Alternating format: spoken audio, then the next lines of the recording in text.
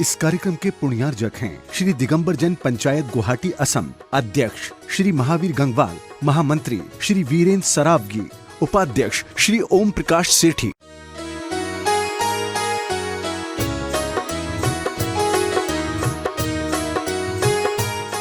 पहले तो वह मना करता रहा, लेकिन सेठ कहते हैं, दया मित्र कहते हैं कि देखो भाई, तुम्हारा भी काम चल जाएगा और मेरा भी धर्म पल जाएगा, इसलिए चलो तुम 8 दिन के लिए मुनिराज बन जाओ। और बंधु वह सेठ के कहने पर 8 दिन के लिए तैयार हो जाता है, मुनिराज बनने के लिए तैयार होता है। और जैसे ही एक दिन पहले, उस दिन जिस दिन दीक्षा होनी है, उस दिन उन्होंने कहा पहले जैन साधु सबसे पहले केश लॉन्च करते हैं, तुमको केश लॉन्च करना पड़ेगा। वो कहता है ठीक है, और जैसे ही उसके बाल उखाड़ते हैं, अब तो वह उसको जमीन खिसक गई, आंखों से आंसू आ गए।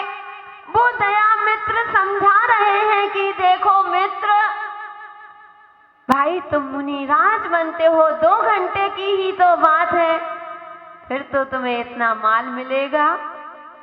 जैसे तैसे केस लॉन्च हो गए। उन्होंने कहा जिस दिन केस लॉन्च होते हैं उस दिन मुनिराज निर्जला उपवास करते हैं। अब तो उसकी पैर के तरों की जगह खिसकने लगी, ये क्या हो गया, मैंने क्या कर लिया। लेकिन सेठ संबोधन करते हैं, हे जी मुनिराज बन रहे हो, कोई बात नहीं, एक दिन ही तो नहीं मिलेगा। वह मुनिराज हो गए और वे दया मित्र उन मुनिराज को बिल्कुल भाव सहित नमस्तु करने लगे और कहते हैं, हे महाराज, आप बड़े पुण्यशाली हो कि आपने इस भेष, दिगंबर भेष को धारण किया। मैं तो कहाँ का पापी हूँ कि मैं मुनिराज नहीं बन पा रहा हूँ। अब जैसे ही मुनिराज तो बन गए, अब कहते हैं रात को उनको प्यास लगाई, भूख लगाई, तो राजन से कहते हैं कि हे राजन, मुझे तो बड़ी तेज से भूख लगी है, मुझसे सहन नहीं होता। वे कहते हैं, हे मुनिराज, दिगंबर मुनिराज रात के सपने में भी कल्पना नहीं करते हैं, रात की ही तो बात है, सवेरे तुमको अच्छे अच्छे व्यंजन बनाएंगे, आहार कराएंगे, थोड़ा सा और समता पूर्वक समता रखो। और बंधु वे समता धारण करते हैं, कैसे परिणाम, लेकिन धन्य वे दया मित्र सेठ जी, उनकी कितनी गुरुओं के प्रति भावना, क्या और भाव सहित वंदना कर रहे हैं। क्या वो जानते नहीं थे कि ये द्रव्यलिंगी है? जानते थे कि नहीं? जानते थे, लेकिन उन्होंने कहा ये द्रव्यलिंगी और भावलिंगी तो बात की बात है, मेरे भाव अच्छे होना चाहिए, तो मैं तो दिगंबर साधु को आहार दूंगा। और जैसे ही सुबह हुआ, उस सुबह जाते ही सुबह से कहने लगे, तो उन्होंने कहा नहीं, मूलाचार में आया है कि साधु को सूर्य उदय के 3 घड़ी बाद और सूर्य अस्त के 3 घड़ी पहले ही आहार करते हैं, इसके पहले आहार नहीं करते। महाराज थोड़ा रुको। और बंधु वो अपने भोजनशाला में जाते हैं, चौके में चौका लगाते हैं। जैसे ही भोजन बनाया, मुनिराज को कमंडल लेकर के, अब उनको पता ही नहीं कैसे मुद्रा ली जाती है, क्या किया जाता है। वे सेठ एक एक शब्द बता रहे हैं कि महाराज ऐसे पिछी पकड़ो, ऐसे कमंडल पकड़ो और ऐसे आपको आहार देना है, ऐसे मुद्रा लेकर के निकलना है। बोले क्या किया जाता है, क्या बोला जाता है? बोले मैं पढ़ रहा हूँ, क्योंकि वह ब्राह्मण था, कभी धर्म नहीं जाना था। उसने कहा पहले 9 बार नमोकार मंत्र पढ़ो और महामंत्र पढ़ करके एक बार सिद्ध भक्त भक्ति पढ़ो और फिर मुद्रा लेकर के निकल जाओ। और जैसे ही वो गए, धन्य वे नंदी दया मित्र, वे मुनिराज की नौता भक्ति करते हैं, पार प्रक्षालन करते हैं, पड़गाहन करते हैं, पूजन आदि करते हैं, सब कुछ कर लिया। अब जाकर के थाली दिखाते हैं। जैसे ही थाली दिखाई, बड़ा खुश हो गया। अरे इतने तो व्यंजन मैंने कभी जीवन में नहीं देखे, इतना अच्छा भोजन वो मुनिराज बनने में। बंधु, हम भी कहते हैं तुम तो दोनों हाथ से कमाते हो, फिर भी एक हाथ से खाते हो। हम तो एक भी हाथ से नहीं कमाते, फिर भी दोनों हाथ से खाते। तो उन्होंने कहा, वह विचार करता है कि कितना सुंदर भोजन, कितने प्रकार के व्यंजन हैं, और थाली में रख दिए। आज देख रहा, उसने कहा मुनिराज को एक एक चर्या बता रहे हैं महाराज, मन शुद्धि, वचन शुद्धि, काय शुद्धि, आहार जल शुद्ध है। महाराज मुद्रा छोड़, क्या बोलते हैं महावीर जी? अंजलि छोड़, अंजलि नहीं, मुद्रा छोड़, अंजलि जोड़, रत्नत्रय की साधना के लिए मेरे हाथों से आहार लीजिए। जैसे ही उसने कहा, उन्होंने और जैसे ही खाया, भोजन लिया। पहले पानी, वो कहते हैं, सेठ कह रहे हैं कि हे मुनिराज, सबसे पहले साधु पानी लेते हैं, गुलाब जामुन नहीं लेते हैं, रसगुल्ला नहीं लेते, गुलाब जामुन हलवा नहीं लेते, सबसे पहले आप पानी लीजिए। लेकिन उनका मन गुलाब जामुन पर रखा था। 2 अंजलि जल लिया, मुनिराज को फिर दूध देते हैं, फिर उनको। अब उनने इतना अच्छे से भोजन किया, पूरा भोजन, वो भी धन्य में। मैं तो उन पात्र के, जो पात्र को दान दे रहे, कहते श्रावक की भक्ति को हम कहेंगे, कितनी गजब की भक्ति। वो पता है ये द्रव्यलिंगी है, लेकिन इनने औपचारिकता से महाव्रत को धारा है, लेकिन फिर भी भक्ति कैसे कर रहे हैं?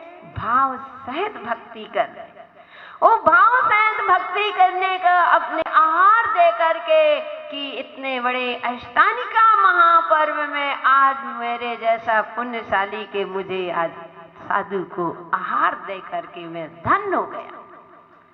पूजन प्रक्षाल तो रोज करता हूँ, लेकिन इन पर्वों के दिनों में मैंने मुनिराज को आहार दे करके मैं धन्य हो गया, क्योंकि उनके भाव नंगे, भाव अच्छे थे, भावों से आहार दे रहे।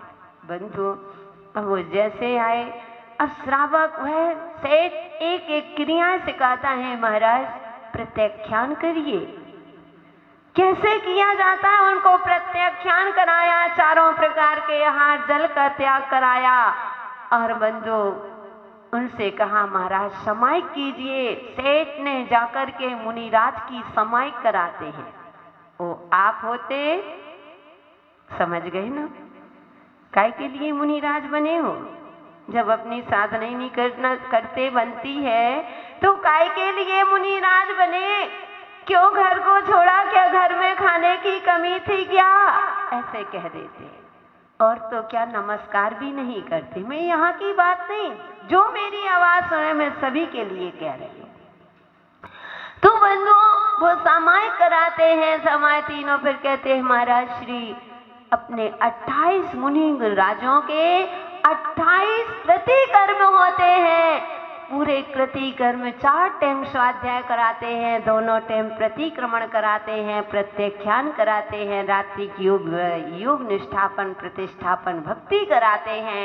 इस तरह से अब दूसरे दिन हुआ। दूसरे दिन नहीं, रात्रि में ही उनके पेट में दर्द हो गया। मुनिराज को दर्द था, समझ तो गए थे सेठ कि इन्होंने गरिष्ठ भोजन किया है, इसलिए पच नहीं रहा, लेकिन फिर भी वो औषधि का सेवन करते हैं, तेल बाम आदि लगाते हैं, उनकी बैयावृत्ति करते हैं। वो अपना सौभाग्य मानते हैं कि मुझे बैयावृत्ति का ऐसे करते फिर दूसरे दिन पुनः आहार के लिए गए। पुनः दूसरे दिन जैसे ही गए, थोड़ा सा आज आसक्ति कम हो गई। तीसरे दिन, चौथे दिन, पांचवें दिन उनको लगा धन में तो 8 दिन में मुझसे सहन नहीं होता है, ऐसा लग रहा है, धन दिख रहा है, कब ये 8 दिन पूरे हों और मैं अपना वैभव पाऊं, वो घर जाकर के अपनी मौज करूं। विचार कर रहे, लेकिन उनको थोड़ी सी धन्य दिगंबर संत, उन मुनिराज को भले ही द्रव्यलिंगी थे, लेकिन उनको अब साधु संतों के प्रति श्रद्धा पैदा हो गया कि धन्य मुनिराज कि इतने कष्ट सहन करते हैं, एक टाइम भोजन करते हैं, पैदल चलते हैं, नग्न रहते हैं, कितनी समता परिणामी रखते हैं, दिन में सोते नहीं हैं, आदि आदि। अब उनको कितनी इनके चेहरे पर तेज हो रहती है। ओ मैं कैसा पापी, मैं मुनिराज की निंदा कर रहा था, आज मैं मुनि बना हूं तो आज मुझे पता चला कि क्या होती है मुनिचर्या। और बंधुओं, जैसे ही 8वें दिन अंतिम दिन था, लेकिन वह बड़ा खुश था। सेठ ने सोचा महाराज को कोई विकल्प ना आ जाए। सेठ ने पहले ही चारों तरफ से इतना वैभव रख दिया, जितना विदेश में कमाया था उन मुनिराज के लिए एकत्रित रख लिया। घोषणा कर दी कि 8 दिन बाद इन मुनिराज जब अपना भेष छोड़ेंगे, इसके बाद में इनको यह वैभव मिलेगा। बंधुओं, नायक के संगे खलनायक लगे रहते हैं। अब जो देख रहे तो उनने सोचा इस ब्राह्मण को सब कुछ मिल जाएगा, हम लोगों को तो मात्र तनख्वाह मिलती है। चारों तरफ से पता चला कि चोर लुटेरे आ गए। उस धन को देखते ही वह चोर आ जाते हैं और चोर ने ऐसा बाण मारा और जाकर के मुनिराज के सीने पर लगता है। ओहो, जैसे ही सेठ को पता चला कि दिगंबर मुनि के लिए चोरों ने ऐसी स्थिति कर दी, आंखों में आंसू बहाते हुए पहुंच गए और देखा अब मुनिराज के अंतिम समय ही इनकी बचने की उम्मीद नहीं। तुरंत वह सेठ संबोधन देता है कि हे गुरुराज, हे मुनिराज, अब आप भाव सहित इस देह का त्याग करो, समता धारण करो। जिसने तुम्हारे ऊपर वार किया है, मन में संकल्प भी नहीं करना कि इसका इसने मुझे कहा है, मैं इसका बदला लूंगा, छोड़ो महाराज। और बंधो, उन मुनिराज कहते हैं कि कभी कभी ऐसा होता है, कोई ढोंग से करता है, कभी न कभी ढंग आ जाता।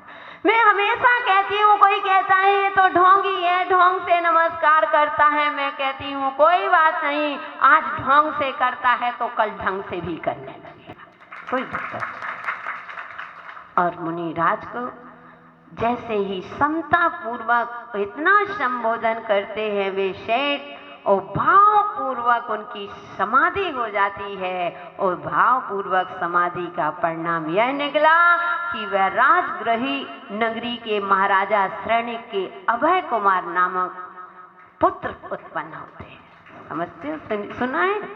अभय कुमार नामक पुत्र हो गए, जो बुद्धि में चतुर थे और सब कुछ था, राज वैभव सब कुछ मिल गया। तो भव्यात्माओं, ये सब किसका प्रभाव है?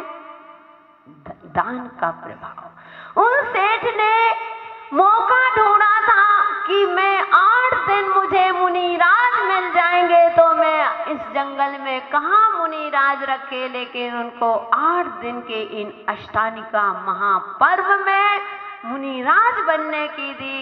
लेकिन भले ही वे द्रव्यलिंगी थे, अंत में वो भाव उनके अच्छे हो गए, भावलिंगी बन करके, और कहते हैं स्वर्ग चले गए, स्वर्ग से आकर के वो राजा श्रेणिक के पुत्र अभय कुमार बन गए।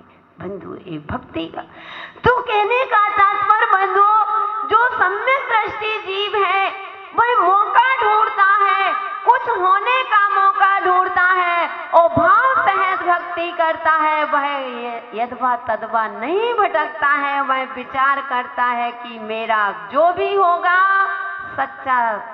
सच्ची शरण यही है।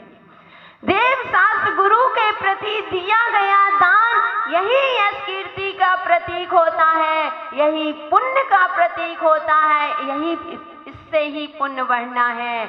लोग आते हैं कहते हैं माता जी बिजनेस में घाटा लग जाता है, बिजनेस में विघ्न आ जाते हैं, बार बार कोई भी धंधा करो तो विघ्न आते हैं, विघ्न कैसे दूर होंगे? हम कहते हैं 2 साधुओं को आहार, तुम्हारे विघ्न दूर हो जाएंगे।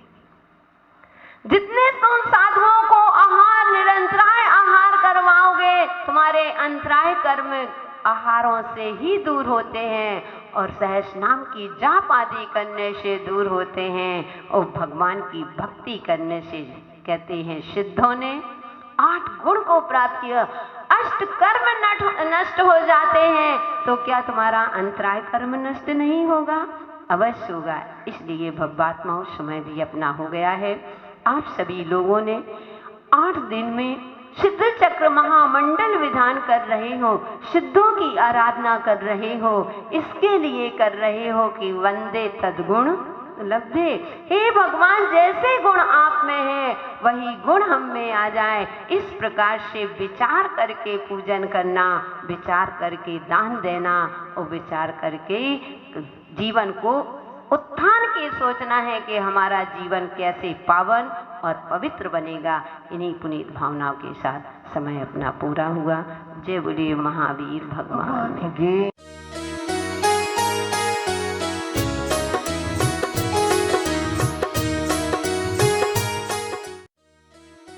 इस कार्यक्रम के पुण्यार्जक थे श्री दिगंबर जैन पंचायत गुवाहाटी असम, अध्यक्ष श्री महावीर गंगवाल, महामंत्री श्री वीरेंद्र सरावगी, उपाध्यक्ष श्री ओम प्रकाश सेठी।